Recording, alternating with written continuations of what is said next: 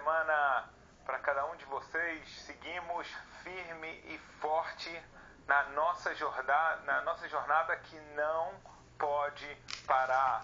O nosso show, o show de Hashem, não pode parar, tá bom? Olha só, nessa aula, o que eu quero fazer contigo é continuar um pouco aquela transmissão da Torá oral, que a gente já está fazendo isso algumas vezes, é muito importante, tá? Essa visão da transmissão da Torá, ela vai ter consequências de você entender muito melhor a vida judaica, a lei de Deus, muito melhor, até mesmo responder perguntas de diferenças de costumes e etc, tá? Você vai perceber isso, nessa aula a gente já vai avançar e você já vai começar a entender um pouco do que estava acontecendo, vai conhecer mais ainda a literatura judaica, muito importante, by the way, e também aí a gente vai começar a chegar a ver diferenças, ramificações que vão ter consequências práticas e tem até o dia de hoje, tá? Tenho certeza que muitos de vocês ficam em dúvidas com isso ou tem algum pensamento sobre o tema que a gente vai acabar tocando nesse contexto, tá? Que a gente está, ou seja, não é tudo nessa aula. Então, vamos entrar direto, né? Para a gente aproveitar bem o nosso tempo. Olha só, quando a gente falou na aula passada, a gente entrou na época dos Rishonim, da era dos Rishonim, tá? A gente começou a falar de que Moshe recebeu a Torá, ele deu para Yoshua, aí a gente falou da transmissão da Torá, a gente falou da Torá escrita, a gente falou da Torá oral, tá? Depois que a gente falou dos dois, a gente falou um pouco do Midrash, a gente falou da Kabbalah e a gente começou então também a parte do Talmud, tá? Todo esse tema que tem a ver com o Talmud, tá? Agora, o que acontece? O Talmud, isso a gente falou na aula passada, tá? Quem não estava, é muito importante ver isso. O Talmud, ele começou a ficar difícil. A gente já passou da parte que houve a necessidade de escrever o Talmud. E agora, o que está acontecendo? O que a gente falou na aula passada, não vou voltar a toda a aula passada, é que os judeus, a diáspora não está mais só, agora os judeus, não é que eles só não têm mais governo em Israel e foram para a Babilônia, agora a gente já está numa época que os judeus começam a sair, tá? São expulsos cada vez mais, tem muitas perseguições, tem pobreza. Imagina só uma pessoa ou famílias e comunidades que são expulsas, tem que ir para outro lugar, começar a vida do nada, é complicadinho. Enquanto isso você tem toda a Torá para transmitir, para estudar. Tipo corona. Tá? É muito complicado, né? Mas é interessante isso, que ainda assim o povo judeu, os sábios sentem a responsabilidade, e eles vão estudar, eles vão se dedicar a ensinar, mesmo em situações muito precárias. Mas então o que acontece?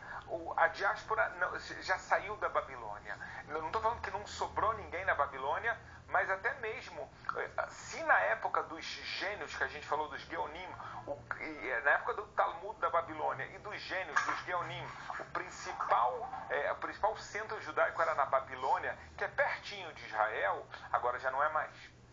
Aí agora a gente já está na Europa, agora a gente já está na África, agora a gente já está em alguns países da Ásia, tá? E cada vez isso aqui vai aumentando, ou seja, ele vai se espalhando. A gente também trouxe um pouquinho, existe algo místico nisso, tá? De acordo com a Kabbalah, Deus estava fazendo isso de propósito, tá? Eu não vou entrar agora em tudo, é um tema muito interessante isso, mas não é que eu vou entrar, porque eu quero agora estar focado. Então a gente começou a falar, o que acontece? A gente está se afastando cada vez mais da Mishnah, da Gemara. Então o povo está tendo muitas dúvidas.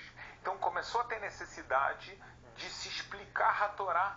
Aí a gente falou do Rashi, tá? O comentário do Rashi, Rabbi Shlomo Yitzhak, que a gente falou na aula passada. A gente falou do comentário, por exemplo, do Ramban, Rabbi Moshe ben Nachman, não Maimônides, o Nachmanides, que ele também faz um comentário da Torá, mas com outro estilo do Rashi, tá? São comentários fabulosos. Agora, não pensam que são 2 comentários que tem, nem 10. É muito, mas só nessa época, não estamos chegando ainda à época posterior. E a mesma coisa acontece, e ainda mais com o Talmud. Tá? Estudar a Torá, se não tivesse, tem muitas palavras que as pessoas vão ficar em dúvidas, muitas situações complicadas de entender, difíceis. Ok, se a gente falar isso da Torá escrita, tá? O que a gente vai falar da Torá oral? O que a gente vai falar do Talmud? Não só o aramaico, que às vezes também é muito complicado, mas também entender o contexto, entender por que está acontecendo e qual a lógica do que o sábio da época da Gemara falou. Tá? E aí começa a vir os comentaristas da Gemara, os exegetas da Gemara. E o principal deles, a gente falou também da Torá, o Rashi. O Rashi é impressionante. O Rabbi Shlomo Yitzhak, que viveu na França, ele chegou a um nível absurdamente grande, e ele realmente passa a ser, se você abre um Humash, tá? Um Pentateuco em hebraico, você vai ver quase sempre, ou qualquer Humash que vai ter comentário, o primeiro comentário que vai ter é dele, tá? E a mesma coisa o Talmud. E a gente falou que ele escreveu o comentário dele, ele escreveu cadernos de comentários, só que com o tempo eles vão entrar na página da Gemara. O primeiro, você também vai entender o drama do que estava acontecendo. Existe um grupo de sábios chamados Tosafot. Tosafot em hebraico significa acréscimo. Você quer comer uma pizza, aí o cara fala, você quer só a pizza ou você quer alguma tosef? Você quer com um Tosafot? Você quer com acréscimos, tá? Mas acaba que são um grupo muito grande de sábios, sendo que os primeiros são ou genros ou netos do Rashi. E eles não vão ter problema, às vezes, de discordar com o avô. Eles eram muito grandes, mas com o tempo já é uma casa de estudo deles, tá? E eles já se tornam centenas de sábios que também vão fazer um comentário ao Talmud. E aí você pode perguntar para a Shabira, por que você escolheu esse para falar? Por 2 motivos. Eu podia falar por 4 motivos. O primeiro é porque eu quero, o segundo é porque eu posso. Não, estou brincando, vamos lá. 2 motivos de verdade. O primeiro motivo é que hoje em dia a página de Gemara, tá? Toda a página de Gemara, ela vem, o texto da Gemara, ela vem sempre do lado interno da página, o comentário do Rashi, e do lado externo, o do Tosafot. Quer dizer que a gente está aqui com mais um comentário que ele é considerado super importante e básico para o entendimento do Talmud. É difícil, tá? Não é algo fácil. Ele é bem complicado. Mas por que o segundo motivo que eu queria trazer, ele já é diferente do Rashi. E por quê? Porque já existiu o Rashi. Vou explicar. O Rashi, a missão dele espetacular foi qual? 98% do comentário do Rashi é fazer você entender o texto talmúdico. Aonde você podia ter dúvida, tá? Aonde você podia realmente ficar travado, não conseguir avançar, não entender o motivo. Está lá o Rashi te explicando. Então, depois que o Talmud ficou claro, por causa do Rashi, vou ser sincero, até o dia de hoje, tá? Em relação a isso, até o dia de hoje, o Rashi é o comentário mais estudado da Torá, o Rashi é o comentário mais estudado do Talmud. Realmente, a obra dele é impressionante. Agora vem o Tosafot, ele tem outra questão. Porque, de novo, a gente está nesse contexto de perseguições e de pobreza, então, e mesmo assim tentando estudar sem parar, e tem sábios, e tem alunos dos sábios. Agora, o que acontece? O Talmud ele é imenso, e às vezes parece que tem fontes contraditórias. Então, como é que era o estudo na yeshiva dos rabinos Tosafot? Olha só que interessante. Vinha o rabino. Vamos falar que o rabino era o Rabbeinu Tam, um dos Balei Tosafot, um dos sábios dessa época. Rabbi Yaakov, que que é chamado de Rabbeinu Tam. Vem o Rabbeinu Tam, e ele está lá na yeshiva dele. Ele é o Rosh Yeshiva, ele é o cabeça da yeshiva, o rabino-chefe da yeshiva dele. Tá? Agora, ele tem um monte de alunos. Os alunos dele são pessoas, tem alguns, ele dividiu os alunos dele, um vai saber todo o tratado de Brachot de cabeça, outro todo o tratado de Shabbat de cabeça, outro todo, e assim por diante. Alguns vão saber mais de um tratado, e ele tudo na cabeça dele. Tá? Então pode ser que vai ter um rabino, um dos alunos que tem quase o nível dele, também que sabe tudo de cabeça. Aí ele falou, olha só galera, hoje a gente vai estudar o tratado de Psachim, porque está perto de Pesach. Aí ele falava, aluno de Psachim, play, liga o gravador aí. Aí o que ele fazia? Ele, como o aluno, começava a falar a Torá, a Gemara, de memória. Só, mas por que eles não usavam livro? Era caro, tinha pouco, tinha livro, e eles ainda estão tentando estudar a Torá oralmente. Agora, então, ele lê um trecho. Ele fala, stop, aí ou pause. Falava pause. Aí ele perguntava para todos os alunos. Às vezes ele ia fazer isso sozinho. Ele falava, alguém que sabe outro tratado, tem algum problema com o que ele falou aqui? Tem alguma coisa que parece contraditória? Aí o cara levantava e falava, Rabino, eu tenho aqui. No tratado de Bechorot, tem algo que parece diferente do que ele está falando. Aí o Rabbeinu Tam, o que ele fazia? Ele falava, aqui em Psachim, no tratado de Psachim está escrito aqui isso.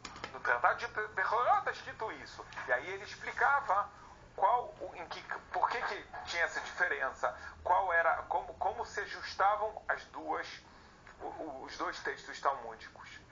E aí eles escreviam. E daí nasceu o comentário do Tosfot. Tá?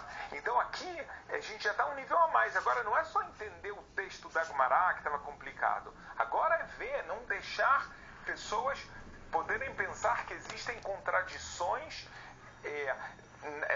no Talmud. Às vezes mesmo dentro do próprio tratado. No começo está escrito isso, pode ser que no final está escrito volta ao mesmo tema e vem diferente. Tá? Então ele vem e esses sábios eles vêm elucidar essas questões. Tá? E já é outro estilo de estudo. Quando a pessoa vai estudar o Tosfot, tá? Eles vai receber outro tipo de conhecimento. Tá? Na maioria dos casos, óbvio que não é 100% dos casos, tá? Mas em muitos casos é isso que o Tosafot vai fazer. Tá? Outro tipo de estudo. Quando a gente está na yeshiva, a gente estuda. Então uma das coisas a gente estuda é o Rashi para entender bem o texto da Gemara e o que a gente chama do Pshat, o entendimento literal. E logo depois a gente vai para o Tosfot. A gente vai ver que perguntas que ele traz que talvez a gente não tinha pensado. Tá? Pode ser perguntas que vêm por causa disso que eu falei de aparentes, que pode parecer contradições, e pode ser perguntas porque o próprio texto tá muito complicado, mesmo depois que o Rashi explicou, tem perguntas gritantes no texto. E aí ele vai e responde. Tá? Então, estudar o Tosfot é se aprofundar ainda mais no texto talmúdico. Legal. Agora, olha só, a gente deu exemplo de dois, vamos chamar de grupos de sábios, que até eles estão na Europa, tá? Como eu falei, o Rashi na França, os netos dele também estão na França e depois eles já saem para a Alemanha, para a Inglaterra, tá? A gente tem sábios que são parte do Tosafot, a gente sabe que ele estava na Inglaterra, sabe que ele estava na Alemanha, sabe que ele estava na França. Então você está entendendo que não está nada parado. Tá? Estão criando novas comunidades, o povo judeu está se espalhando cada vez mais. Ao mesmo tempo, tem também os países, né, orientais. Também pode ser, a gente pode falar da Europa, ou a gente pode falar também da África ou ainda da Ásia. E esses aqui vão ser os primeiros que eu falei, o Rashi, o Tosafot, etc. Eles são parte de um grupo que no futuro vão ser chamados de Ashkenazim. Os outros que eu falei agora são chamados de Sefaradim. sábios sefaradim, muito a ver com o lugar onde que eles estavam. Só para você saber que Sefarad, em hebraico, é Espanha. Mas não quer dizer que são todos espanhóis, tá? Normalmente a gente até fala Sfaradim e Edot HaMizrach, os descendentes de espanhóis, que não é só espanhol, e as congregações orientais, tá? Que também vão ser, não só pode ser da África e etc. Só um parênteses antes de eu continuar o ponto que eu quero.